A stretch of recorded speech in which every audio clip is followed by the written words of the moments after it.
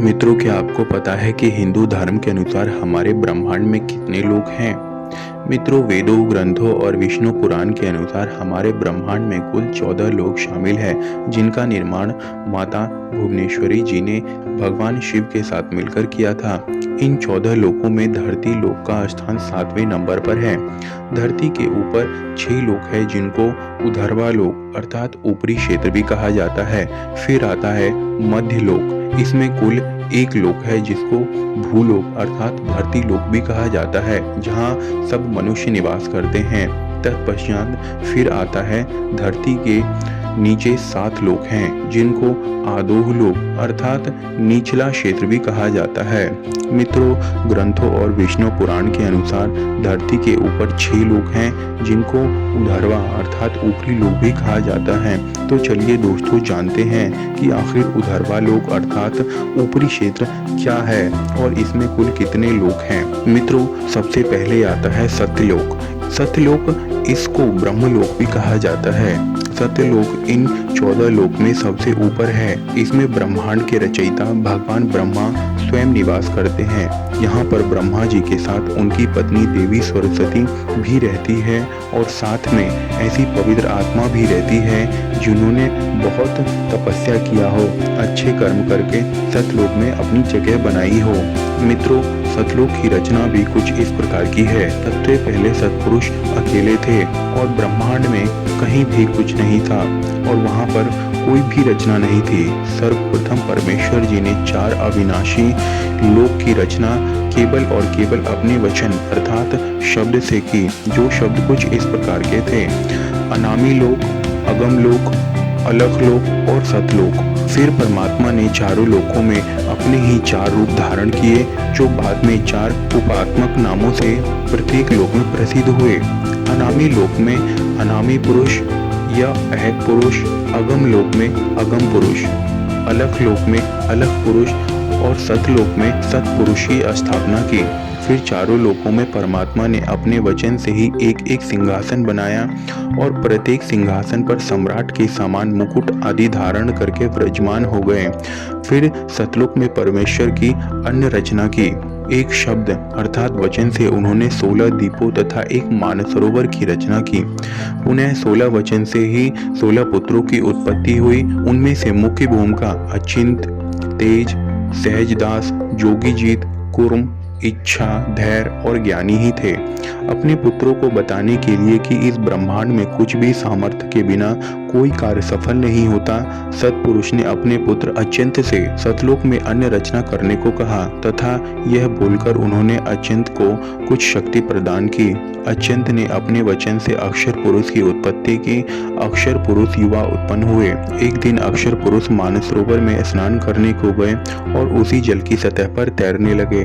कुछ देर में उन्हें निद्रा आ गई और वो वहां इतने आनंदित हो गए कि वे धीरे धीरे सरोवर के नीचे चले गए। बहुत समय तक अक्षर पुरुष जल से बाहर नहीं आए। यह देखकर कि स्वयं अचिंत सृष्टि के आगे का विस्तार नहीं कर पा रहे थे, तब सतपुरुष ने मानसरोवर पर जाकर कुछ जल अपने हाथों में लिया और अपनी परम शक्ति से उस जल को एक विशाल अंडा स्वरूप बनाया। तत्पश्चात उस वचन में से एक आत्मा उत्पन्न कर अंडे में जब जल में अंडा नीचे जाने लगा, उसकी गड़गड़ाहट के शोर से अक्षर पुरुष की निद्रा भंग हो गई और यह देखकर अक्षर पुरुष बहुत ही क्रोधित हो गए और उन्होंने उस अंडे को क्रोध से देखा कि किसने मुझे जगा दिया।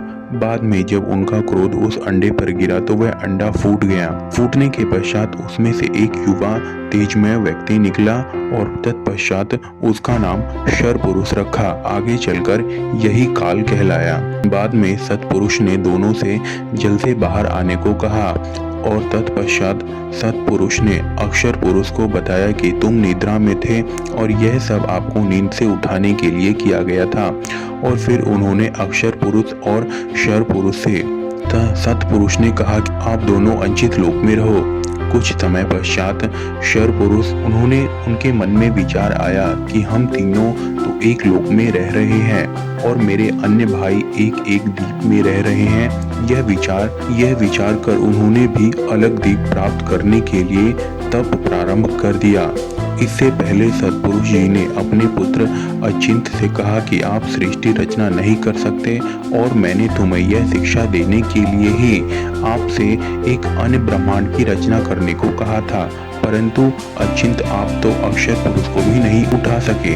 यह बोलकर उन्होंने कहा कि अब आगे कोई भी कोशिश ना करे और तत्पश्चात उन्होंने कहा कि अब मैं सर्व रचना अपनी शक्ति से ही रचूंगा। उन्हें सतपुरुष जी ने सतलोक में असंख्य लोकों की रचना की तथा प्रत्येक में अपने वचन अर्थात शब्द से अन्य आत्माओं की भी उत्पत्ति की। यह सब लोग सतपुरुष के सिंहासन के इर्द गिर्द ही थे। इनमें से केवल नरहंस अर्थात सतलोक में मनुष्यों को हंस कहते थे ही रहते थे और उनको परमेश्वर ने शक्ति दे रखी थी कि वह अपना परिवार वचन से ही उत्पन्न कर सकते हैं। वे केवल 2 पुत्र ही उत्पन्न कर सकते हैं। क्षर पुरुष ने तप करना शुरू किया। उन्होंने 70 युग तक तप किया।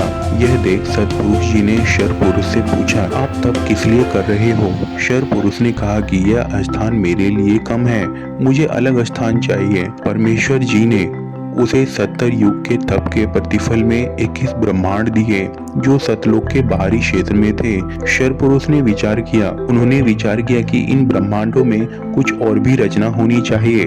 उसके लिए फिर से उन्होंने 70 युग और तप किया और एक बार फिर सतपुरुष जी प्रकट हुए और उनसे पूछा, अब क्या चाहते हो? और बाद में क्षर पुरुष ने कहा कि सृष्टि की रचना की सामग्री देने की कृपा करें। और यह सुन सतपुरुष जी ने उनको 5 तत्व दिए, जल, पृथ्वी, अग्नि, वायु और आकाश तथा 3 गुण, रजोगुण, सतोगुण और तमोगुण, जिससे वह अपनी सृष्टि की रचना कर सकेंगे।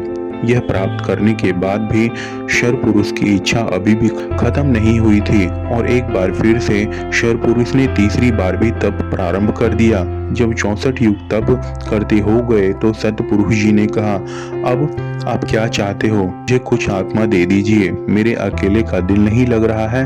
तत्पश्चात क्षर पुरुषों को आत्मा मिली तो मित्रों, और बाद में क्षर पुरुष को आत्मा ऐसे मिली। मित्रों, जो आत्मा हम आज देख रहे हैं उसकी उत्पत्ति कुछ इस प्रकार से ही हुई थी। इसके बाद आता है तपलोक। यह लोक 4 कुमार बच्चों का निवास स्थान है जिसका नाम है सनत, सनक, सनंदन और सनातन। यह लोग सतलोक के करीबन 12 करोड़ योजन की दूरी पर नीचे की ओर स्थित है। ग्रंथों के अनुसार 4 कोश का 1 योजन होता है। यह चारों ही भगवान विष्णु के अवतार माने जाते हैं और यह ज्ञानी शक्ति को दर्शाते हैं। ये अनिश्वर है, यानी कि इनकी मृत्यु नहीं होती है और इनका शरीर सिर्फ और सिर्फ 5 साल के बच्चे जैसा ही होता है। अपनी पवित्रता और साफ मन के कारण इनको हर लोक में जाने की अनुमति है। साथ ही इनको भगवान विष्णु के निवास स्थान वैकुंठ में भी जाने की अनुमति होती है। यह यहाँ पर सिर्फ तपस्या करते हैं, इसीलिए इस जगह को तपलोक कहा जाता है। इसके बाद आता है जनक लोक। मित्रों, तपलोक के 8 करोड़ योजन नीचे जनक लोक है और यह विराज नामक देवगण का निवास स्थान है। इसके बाद आता है महर लोक। मित्रों, जनक लोक के 2 करोड़ योजन नीचे महर लोक है, ऋषि मुनियों का घर। इसको ऋषि मुनियों का घर कहा जाता है। यहाँ पर निवास करने वाले ऋषि मुनि भूलोक और सतलोक में आने जाने की आज्ञा रखते हैं और ये इच्छा अनुसार कहीं भी आ जा सकते हैं। पर रहने वाले सभी ऋषि और मुनि की उम्र ब्रह्मा जी के 1 दिन के बराबर होती है, जो कि मनुष्य के उम्र के हिसाब से तकरीबन 432 करोड़ साल बताई गई है। और तब इनके जीवन का अंत होता है। तब इनके कर्मों के हिसाब से यह तय होता है कि यह आत्मा ब्रह्मलोक अर्थात सतलोक जाएगी या फिर महर लोक के नीचे वाले स्थानों में जाएगी। फिर आता है स्वर्गलोक। मित्रों, यह लोक महर लोक के 80,000 योजन नीचे स्थित है। यहाँ पर 33 वैदिक देवताओं का वास है, जिसके राजा इंद्र देवता हैं और वे गंधर्व, अप्सरा, मारुस, वासस, देवदत्त और अन्य दिव्य शक्तियों के साथ रहते हैं। यह अकल्पनीय, जिसकी आप कल्पना भी नहीं कर सकते, वैसे लोगों में से एक है। यहाँ पर अकल्पनीय धन, इच्छा पूर्ति करने वाले पेड़, ब्रह्मांड में घूमने वाले जहाज, विभिन्न आयामों में यात्रा करने वाली क्षमता, लंबा जीवन काल और बीमारी से स्वतंत्र ही आत्मा रहती है। इनका कार्य राक्षसों के खिलाफ सबकी रक्षा करना और ब्रह्मांड के मामलों में प्रबंध करना है। स्वर्गलोक की राजधानी अमरावती है और यह अमरों की निवास स्थान है। मित्रों, यहाँ पर हमें कामधेनु गाय, 3 सर वाला सफेद हाथी यानी कि ऐरावत, उड़ने वाला घोड़ा यानी कि उच्चैःश्रवा का निवास स्थान है और यह सब इनको समुद्र मंथन से प्राप्त हुआ था। मित्रों, इसके बाद आता है भुवरलोक। ये लोग अर्थ देवियों और ऋषि मुनियों का निवास स्थान है। ये देवताओं के संपर्क में रहते हैं और विभिन्न तरीकों से देवताओं की सहायता करते हैं और कभी कभार भूलोक में भी जाने की अनुमति रखते हैं। अगर इनके कर्म और मेहनत अच्छे होते हैं तो इनको देवताओं का पद भी मिल जाता है। अगर इनके कर्म अच्छे ना हो तो मनुष्य उसके नीचे का भी जन्म मिलता है। मित्रों, भुवर लोक में 8 और लोक शामिल है। यह भुवर लोक और धरती लोक के बीच में ही गिने जाते हैं, जो कुछ इस प्रकार के हैं: ध्रुवलोक, सप्तऋषि लोक, नक्षत्र लोक, सौरमंडल, सूर्यलोक, चंद्रलोक, राहु केतु लोक और अंतरिक्ष लोक। फिर आता है भूलोक अर्थात धरती लोक। ये 14 लोकों में से 7वें स्थान पर आता है। यहाँ पर पाप और पुण्य में उलझने वाले इंसान यानी हम ईश्वर और देवताओं की निगरानी में अपना जीवन व्यतीत करते हैं। मृत्यु लोक और पाप पुण्य लोक भी कहते हैं। ये लोक पूरी तरह से समय से बंधा हुआ है। यहाँ पर हर वो चीज जो जीवित है उसने एक न एक दिन समाप्त हो जाना है। तो चलिए दोस्तों, अब जानते हैं आधोह लोक के बारे में अर्थात निचला क्षेत्र के बारे में। तो दोस्तों, सबसे पहले आता है अतल। यहाँ पर बाला नामक असुर का राज है, जो कि माया का पुत्र है और उसने यही 96 तरह की माया रची है। विताल, यहाँ पर भगवान शिव का एक रूप अपने पार्षद भूतों के साथ रहते हैं। इनको हटकेश्वर कहा जाता है। साथ ही वहाँ पर एक हटकी नामक नदी बहती है। इस नदी में सोना बहता है, इसीलिए यहाँ के लोग सोने से सजे हुए होते हैं। इसके बाद आता है सुताल। यहाँ पर भगवान नारायण के प्रिय भक्त प्रहलाद के पोते राजा बलि निवास करते हैं। इनको राक्षस की श्रेणी में सबसे पवित्र राक्षस माना जाता है। सुताल लोक का निर्माण भगवान विश्वकर्मा ने किया था। राजा बलि वही राजा है जिसने भगवान नारायण के वामन अवतार में भिक्षा में 3 पग जमीन मांगी थी। भगवान ने 2 ही पग में तीनों लोगों को माप दिए थे और तीसरा पग भगवान ने बलि के सर पर रखकर उनको सुताल लोक भेज दिया था। इतने बड़े दानी होने के कारण प्रसन्न होके सुताल ही नहीं बल्कि अगले जन्म में देवलोक का राजा बनने का भी वरदान दिया था। मित्रों, इसके बाद है तलातल। यहाँ असुर माया निवास करता है। ये असुरों के वास्तुकार भी माने जाते हैं। इनको जादूगरों में काफी ज्ञान है। इसके जादू को ही माया जाल भी कहा जाता है। इसके नीचे आता है महाताल। कश्यप ऋषि की पत्नी कद्रू से उत्पन्न हुए अनेक सर वाले सांपों का समुदाय यही रहता है। इसके बाद आता है रसातल। इसको राक्षसों का घर भी कहा जाता है। यहाँ पर शक्तिशाली दानव और दैत्य भी निवास करते हैं। यहाँ पर रहने वाले असुर देवताओं के पक्के दुश्मन हैं। इसके नीचे आता है पाताल। यहाँ पर सैन्य कुलीन, महासैन्य सोहित, धनंजय, धृतराष्ट्र, शंखसूर, कंपल, अख्तर और देवदत्त आदि बड़े क्रोधित होकर बड़े बड़े फनों वाले नाग में रहते हैं। यह यहाँ के नागराज वासुकी हैं और वो यहाँ की राजधानी भोगवती में निवास करते हैं। एक बार नारद जी पाताल लोक से स्वर्ग लोक गए और वहाँ आकर बताया कि पाताल लोक तो स्वर्ग लोक से भी ज्यादा सुंदर है। वहाँ पर सूरज की रोशनी न होने के कारण भी उनके मस्तक में लगी मणियां इतना प्रकाश करती हैं कि वहाँ पर प्रकाश की कोई कमी नहीं है। यहाँ पर सुंदर नदियाँ, सरोवर, कमलों के वन भी हैं। मित्रों, साथ ही कुछ ग्रंथ में हमें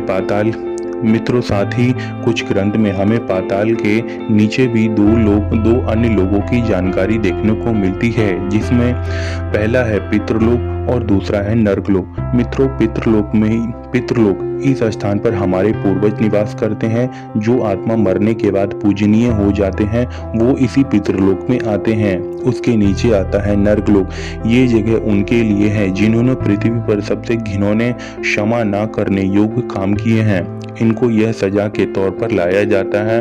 एक बार आत्मा को उसके बुरे कर्मों की सजा मिल गई, फिर वो वापस जन्म लेती है और अपने कर्मों के अनुसार अपने स्थान पर चली जाती है। नर्क लोक सूर्य पुत्र यमराज के यम लोक के अधीन आता है, जहां वो अपने सहायक चित्रगुप्त के रखे गए मनुष्यों के कर्मों के अनुसार ही निर्णय लेते हैं।